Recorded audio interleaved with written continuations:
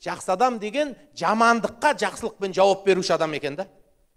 Абай атамыз малы көп болды, өзі Құнанбайдың баласы. Сөйтіп отырғанда өзінің кедей кепшік малда жүрген туысқандары келіп бір күн өтініш айтады: Абай мырза, бір көшіп қонып алайық деп еді, тана торпағыңызды бере тұрыңызшы дейді. Қанша уақытқа десе, бір аптаға дейді. Жақсы деп тана торпағын беріп жібереді.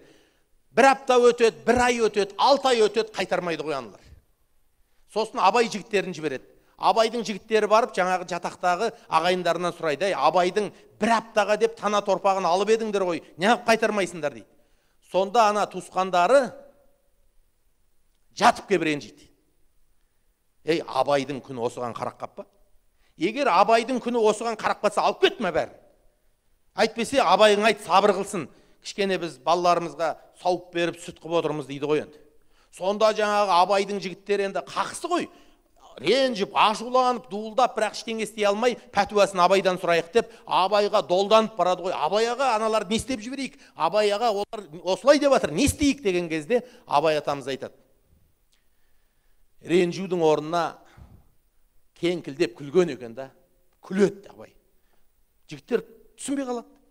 Оған ол енді ашуланады екен десе, ол керісінше күліп тұр. Құдайға шүкір мұсылман екенмін ғой дейді. Аналар одан бетер таңғалады, бұған мұсылманшылықтың не қатысы бар деп.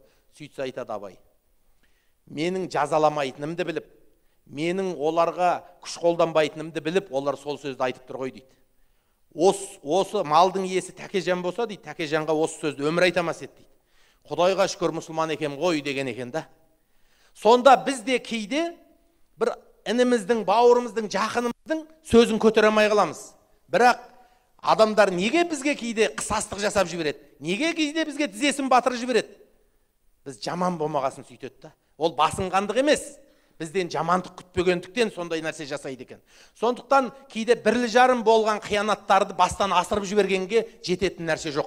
Себебі адам баласы әрдайым семен жауласа бермейді. Адам баласы әрдайым конфликтіде өмір сүре алмайды. Конфликтіде өмір сүрген адам жаман ауру болып басқа жағдаймен өмірден өтіп кетеді.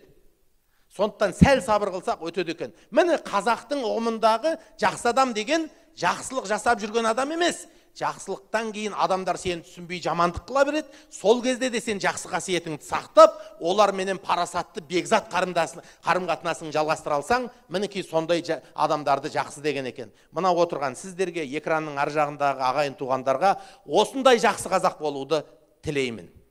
Кәдімгі